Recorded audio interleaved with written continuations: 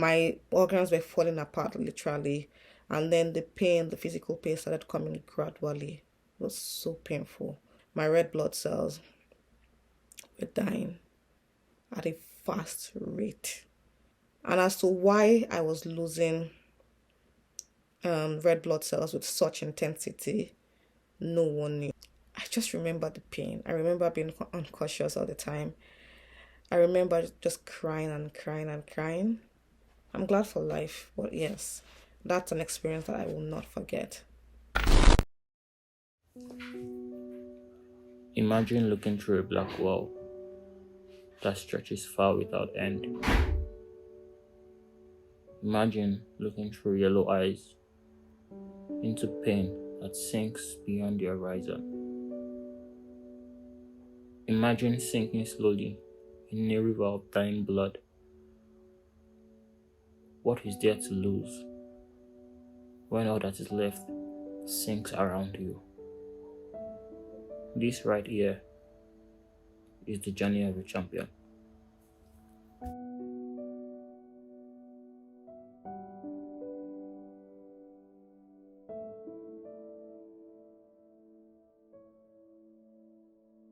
Across the globe, millions live with a silent and often devastating condition known as sickle cell disease.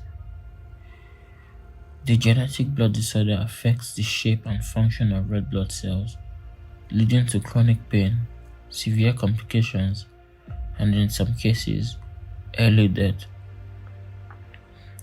An estimated 20 million people around the world are affected by sickle cell disease, with around 300,000 infants born with the disease every year.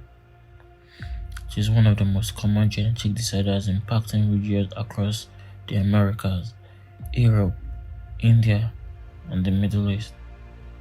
However, its burden is felt most acutely in sub-Saharan Africa.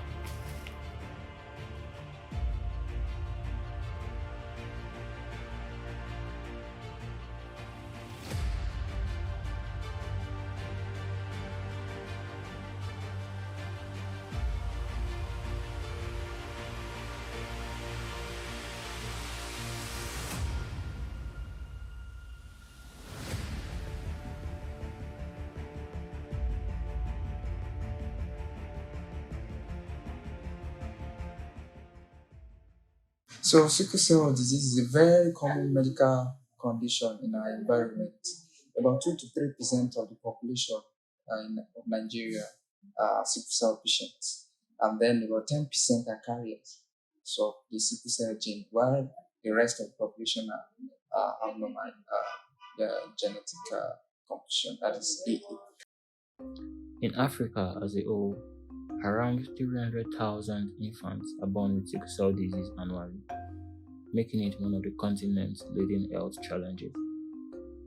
Nigeria alone accounts for more than 100,000 of these births, the highest in the world.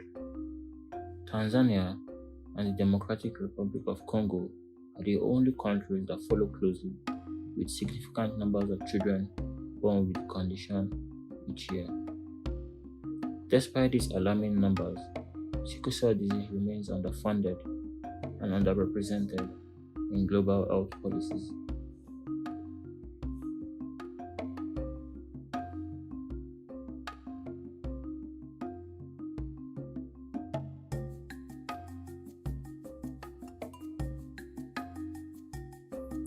Sickle cell disease is a genetic blood disorder that begins at the cellular level within the DNA that governs how blood functions. In a healthy body, red blood cells contain a protein called hemoglobin A, which gives the cells its characteristic roundness and flexibility, allowing them to move easily through the blood vessels. These cells deliver oxygen to tissues and organs, keeping the body functioning as it should.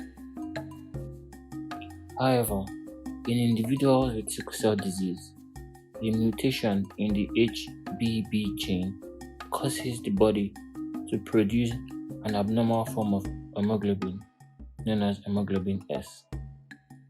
This small change in the genetic code leads to a profound effect on the shape and behavior of red blood cells. Under certain conditions, such as when oxygen levels drop, the abnormal hemoglobin molecules clump together, causing red blood cells to distort into a rigid crescent or sickle shape. These sickled cells become highly inflexible and are incapable of moving smoothly through blood vessels. This leads to blockages, depriving tissues of oxygen and triggering episodes of severe pain known as sickle cell crisis.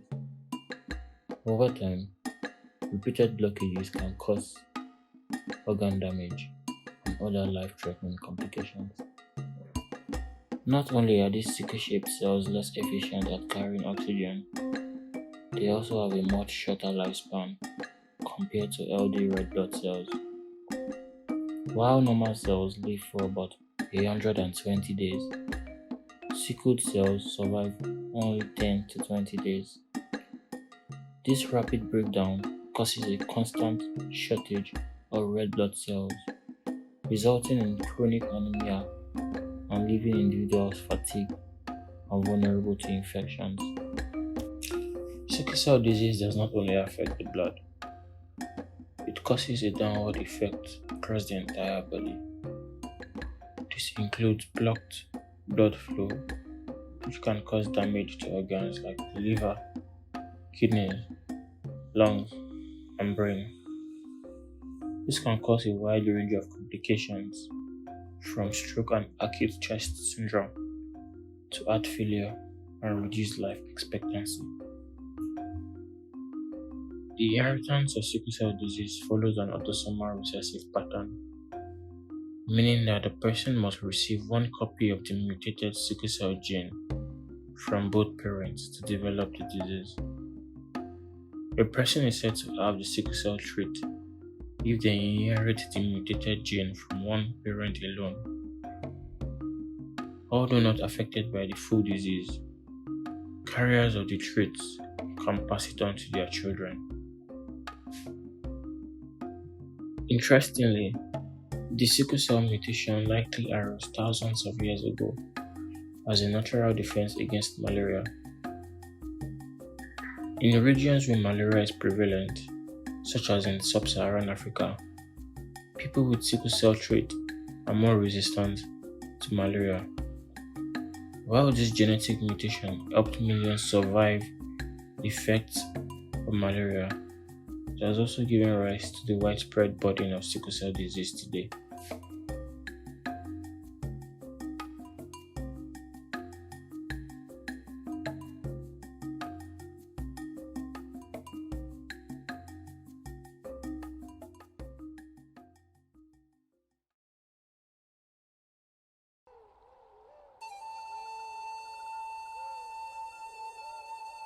It becomes truly dark when in the night and in the cold Harmattan breeze,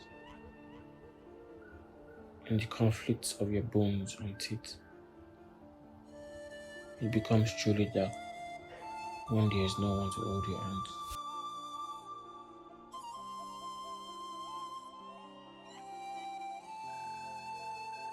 For those living with sickle cell disease, the journey is often one of resilience, battling pain, chronic complications, and a constant fight for survival. In a country like Nigeria, where there are over 100,000 children born with sickle cell disease every year, the level of support often falls short of what is required. In Nigeria, just like in many parts of sub-Saharan Africa, healthcare systems are often under-resourced and overburdened. While specialized care and treatment exist, access to these services are often limited, especially for those living in rural areas. Early diagnosis through newborn screening would be a necessity in saving countless lives. However, this is not widely available. Many patients face the difficulties of affording regular care and access to life saving medications.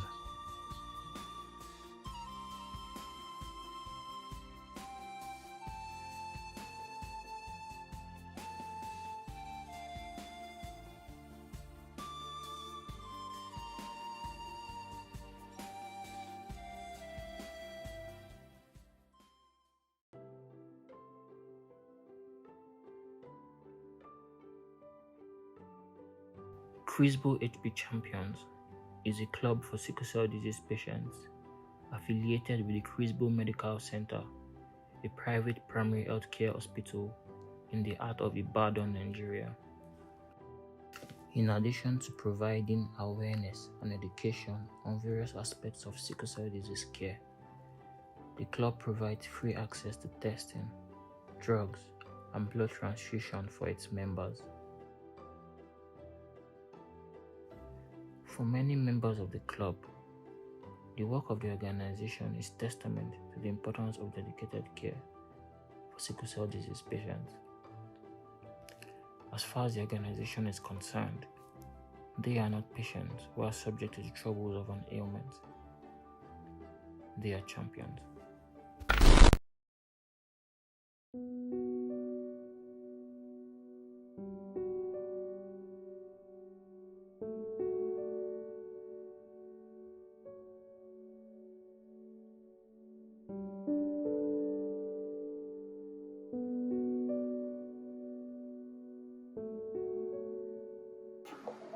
My name is Adeb Isikiman.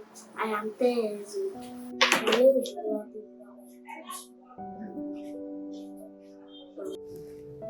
When is a battle truly lost? Is it at the drop of the last sword, or when the last body drops?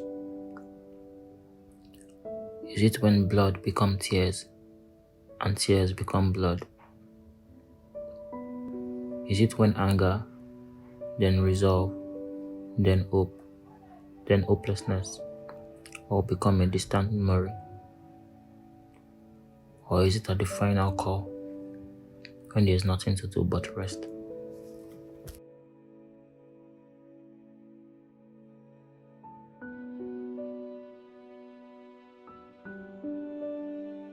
So as to how, under what circumstances I found out that I had SCD. My mom always told me that she knew when I was small, that I had always somewhat fallen sick, and there was this awareness that something was wrong with me.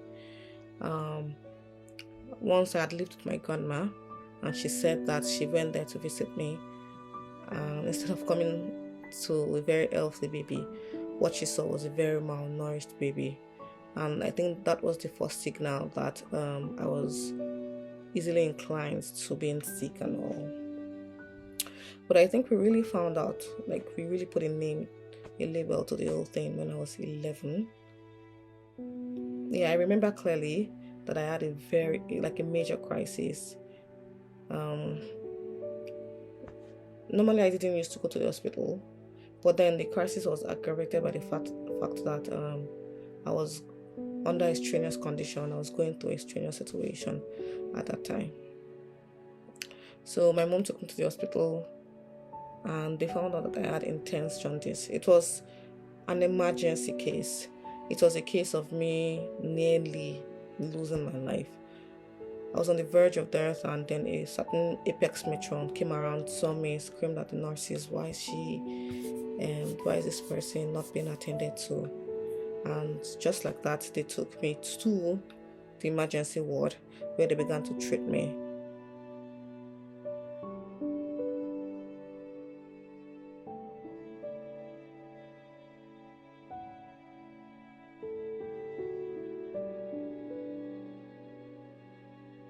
It just started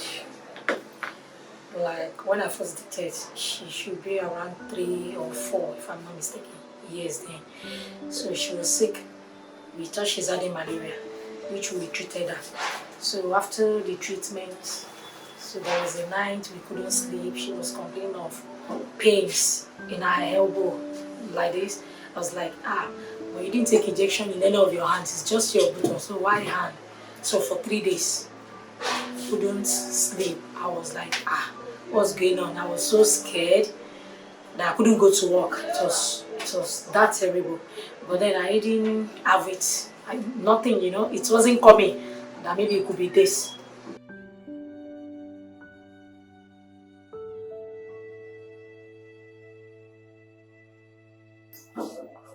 It is by the time they come and greet me when he was in the baby, at least around 1 year, come and greet me and I tell that what happened to this boy?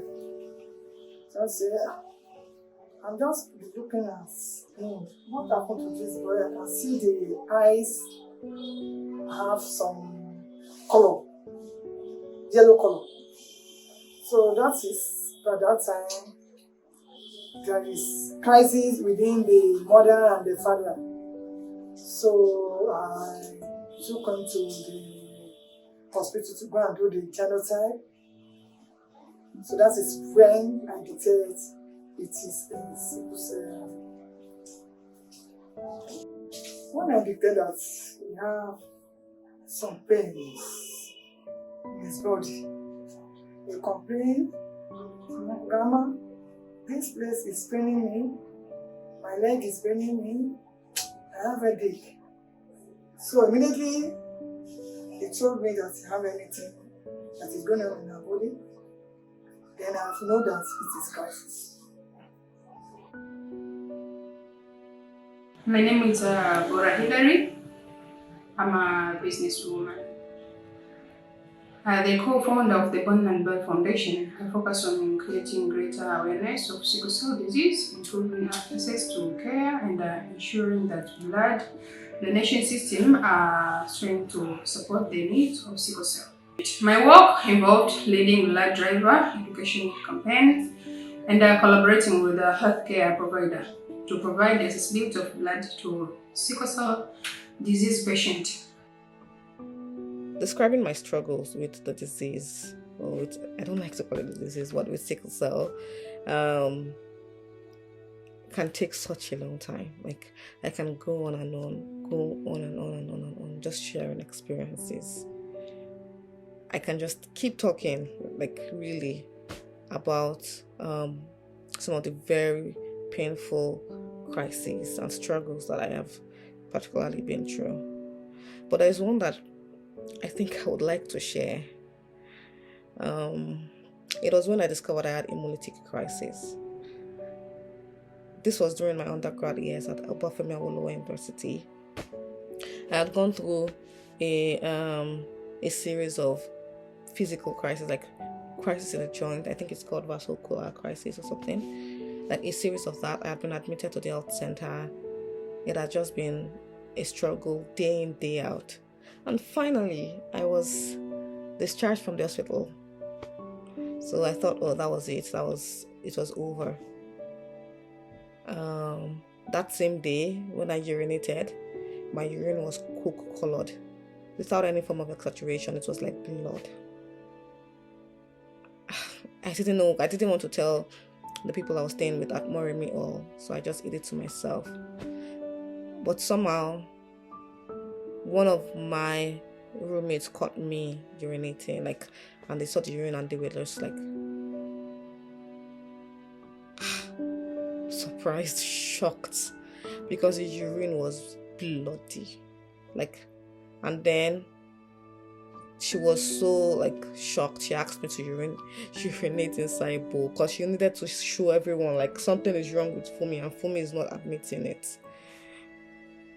And then she was like, go urinate, go and urinate inside. So I had to urinate in a bowl, and then everyone was looking at it, and it was coke colored. It was as thick as one would imagine coke to look like. And then they were like, Fumi, you have to go to the hospital. But because I had just survived a series of joint pains and crises and all of the stress that comes with that, I was like, no. The doctor treated her that very day.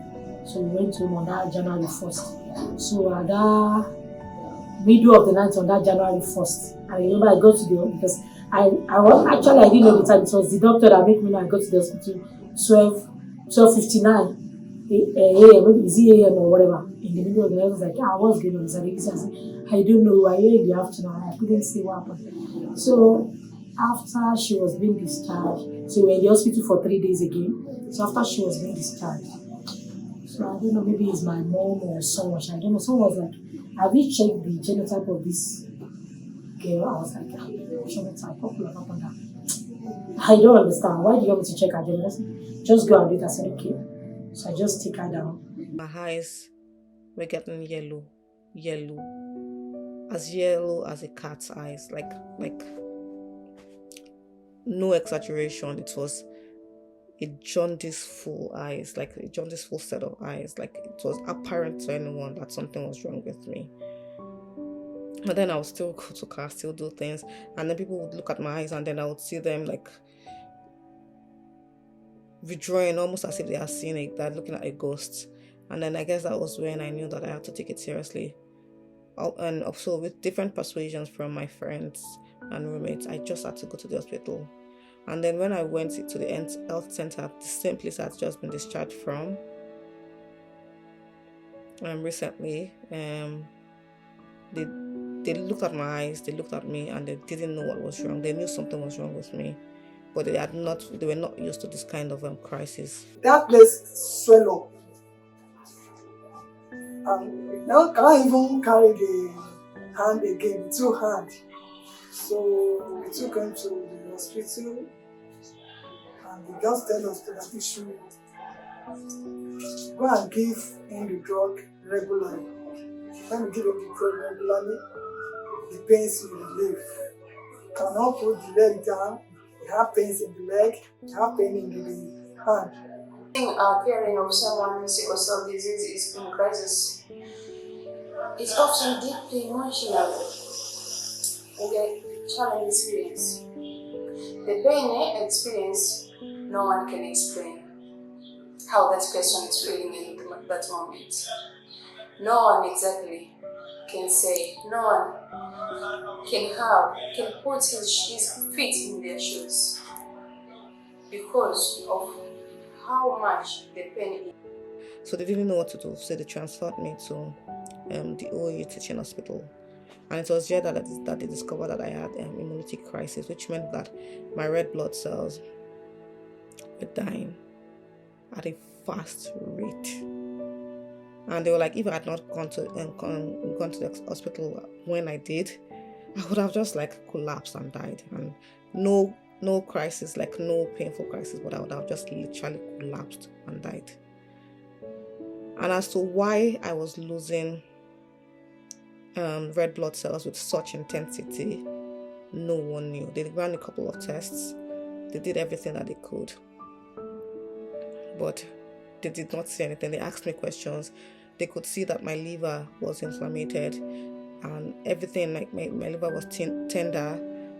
My organs were falling apart literally, and then the physical pain started coming gradually. It was so painful. I could not lift myself from the bed. I was like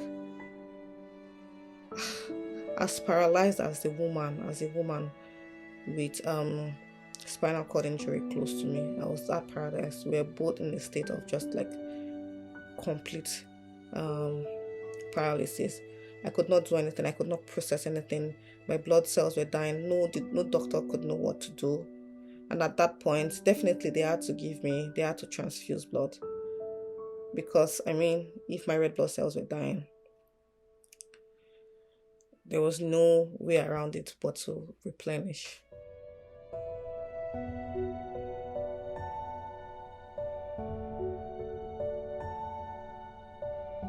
Of course, the major problem with sickle cell disease is because of the inherited abnormal hemoglobin S, which usually it has a particular biological characteristics that predispose them to having the clinical manifestations that we see in them.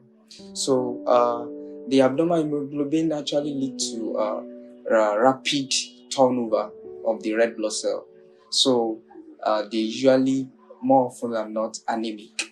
So because of this, there's usually need for them to to be transfused, to have blood transfusion.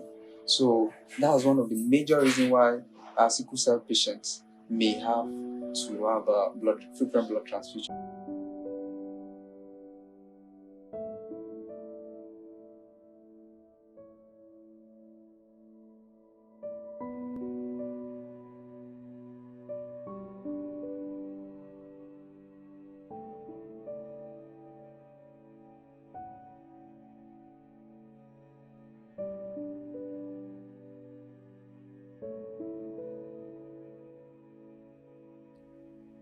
I just remember the pain. I remember being unconscious all the time.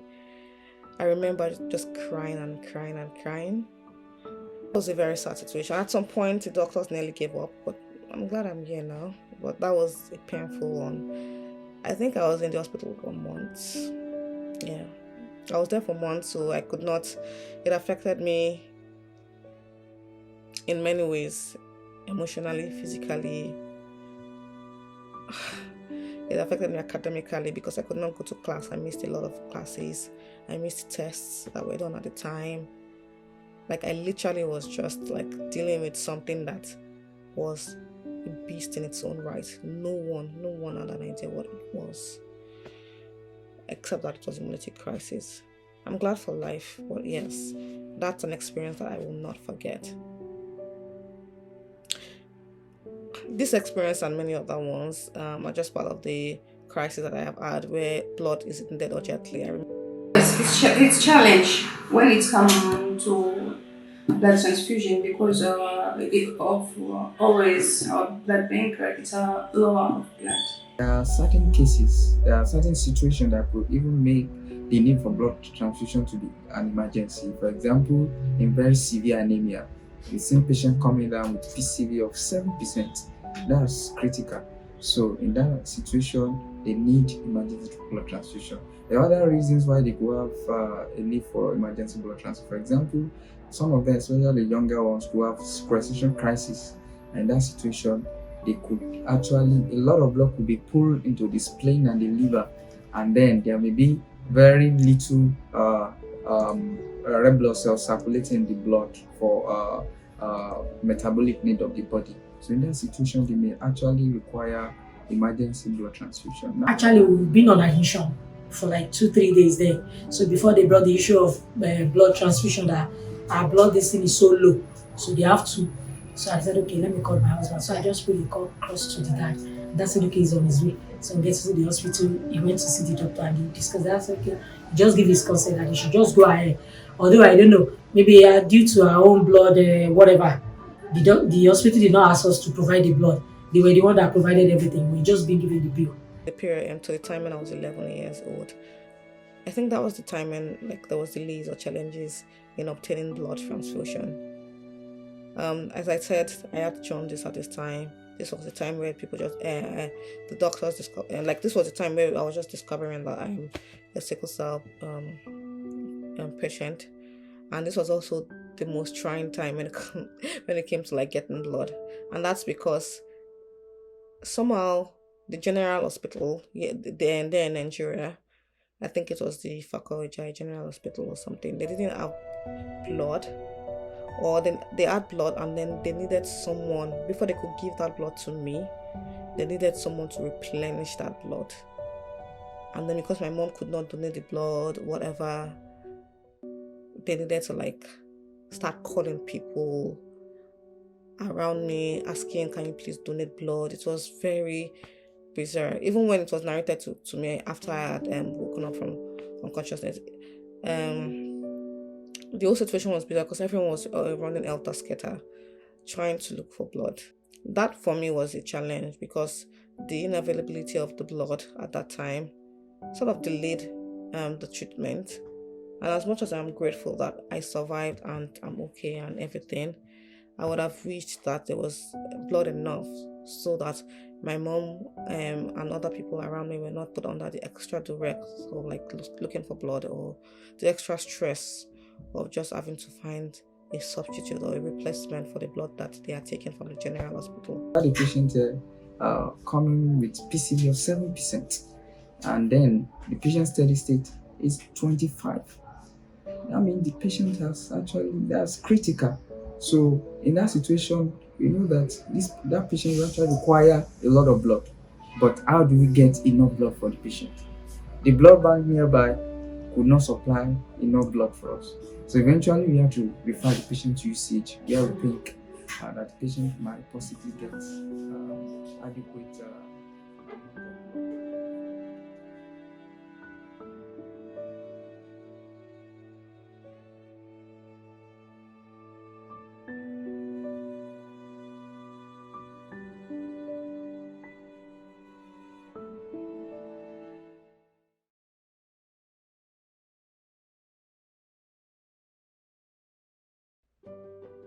I've always received support from people around me, mostly my mom, in most of my crisis periods, especially when I was a child. Now I'm 27 years old, and thankfully, I have a good grasp on how to manage the situation.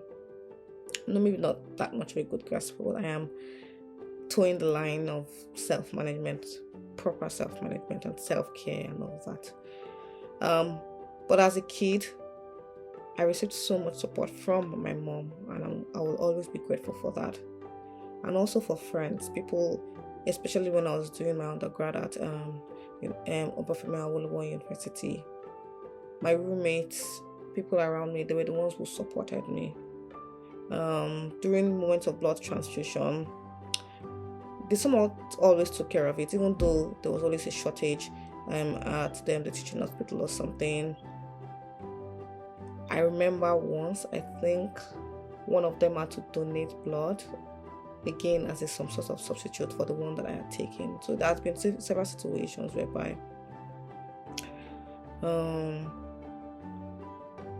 due to the support of the friends and family around me, I was able to get blood eventually.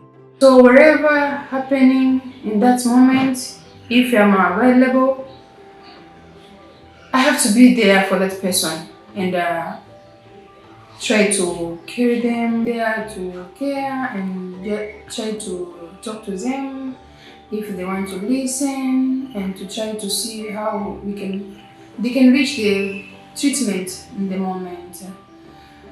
In this situation, I try to be present often, comfort in that active listening. Medically, emotionally for the patient, because like I mentioned earlier, in some situations it could be even life-threatening. A lot of time, a patient don't present on time. Of course, I will use my experience in practice to some of the experience I've had with some of these patients. There was a child about 3 years ago that was working here.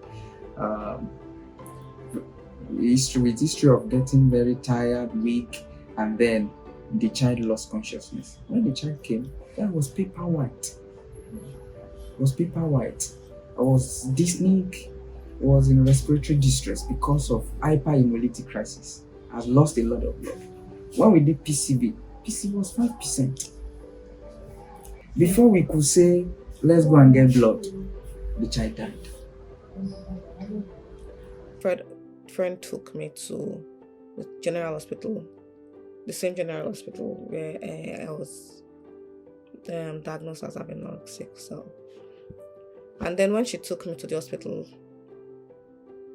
they said, as usual, it's a serious condition. If she does not get blood, she's going to whatever. So they gave me blood and everything. And then my mom came straight from church because she had heard that her daughter was in crisis mode. I think I took a pint of blood, and then they said they needed to give me another pint of blood. And then they needed to give me other treatments. Like they had so many other things that they needed to do for me. And because we were so broke, my mom could not afford the blood, the treatment, everything that they were just pouring on her. So she had to withdraw me from the hospital. She signed this form where they said, you're responsible for whatever happens to the patient. If she dies, it's your fault. And I remember her crying. Because I imagine she didn't willingly want to withdraw me from the hospital, but she Just isn't enough money. And on the part of the relatives too, a lot of time, some of the relatives, they are either too poor to even get blood. They can't afford the amount that is required for them to pay for blood, and then donors are not available. So there's usually a lot of anxiety on the part of even the relative when it comes to the care of sickle cell patient that need blood. That I have is that since that time, when it is 1 year that we tell that thing causes a lot of problem within the parents, the mother and the father, and it causes a lot of things that two of them have. And since that day, nobody asked for. I've been walking with my face turned to the sun. Weight on my shoulders, a bullet in my gun. Oh, I got eyes in the back of my head, just in case I have to run. I do what I can when I can, while I can for my people. While the clouds roll back and the stars fill the night, that's when I'm gonna stand up, take my people with me. Together we are going to a brand new world, far across the river. You hear freedom calling, calling me to answer. Gonna keep on keeping on. I can feel it in my bones. I would say education is key as far as the care of sickle cell patients are concerned, because there are a lot of misconceptions, a lot of beliefs, that actually the care is a long-term one. So it's not what medical professionals alone can do, but the relative and the patient are usually involved in the care. So education is very, very important. And when it comes to blood donation, generally, we know that there are a lot of misconceptions and there are a lot of challenges as far as blood donation is concerned. The best set of individuals that can actually donate blood are voluntary donors. But a lot of time we don't get voluntary donors. It's only few people that donate blood voluntarily for no other reasons. Other people donate for economic reasons.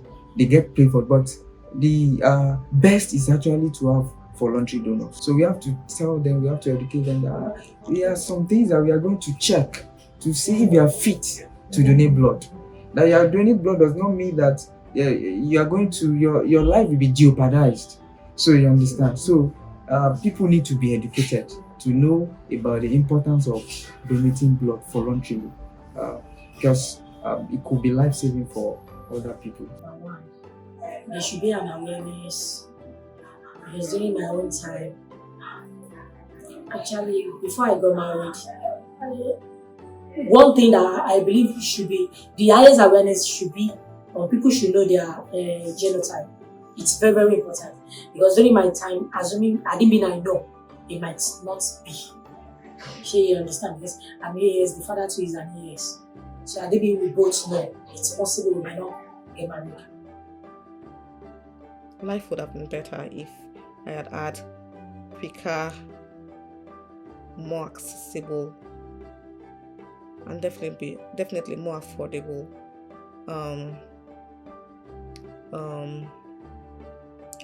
blood transfusion systems, a structure and infrastructure that works for the patients, definitely works to relieve the caretakers of the immense stress that comes with taking care of children with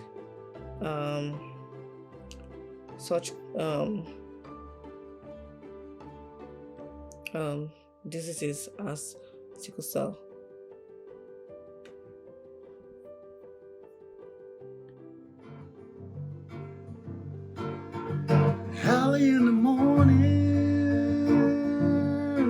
before the sun begins to shine. We're gonna start moving towards that separating line. I'm wading through muddy waters. You know I gotta make up mind. And I don't mind if I lose any blood on the way to salvation. And I'll fight with the strength that I got until I die. So I'm gonna stand up and take my people with me. Together we are going to a brand new home. Far across the river, you hear freedom calling me to answer. Gotta keep on keeping on. I can feel it in my heart. So this is me thoroughly saying that I think an effective, efficient blood donation system and infrastructure um, of blood transfusion that is quicker, faster, and affordable for patients with sickle cell disease will do well for them and for the family to which they belong. It will do well for the friends who take care of them. It will do well for even the society that they are part of. Because to actually be a sickle cell person is to sometimes borrow the blood of other people. Funny as it is, I have taken blood more times than I can count. And it's because of all of this 1 pint here, 2 pints there, blood from this person that I don't know, blood from another person that I am familiar with. It's because of all of this that I have come to actually be alive, to lead a life that is somewhat self-gratifying and somewhat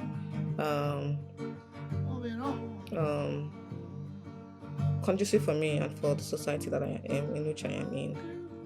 It is because of the graciousness of other people, either through acts of volunteering or just through acts of service, however the Lord comes to be.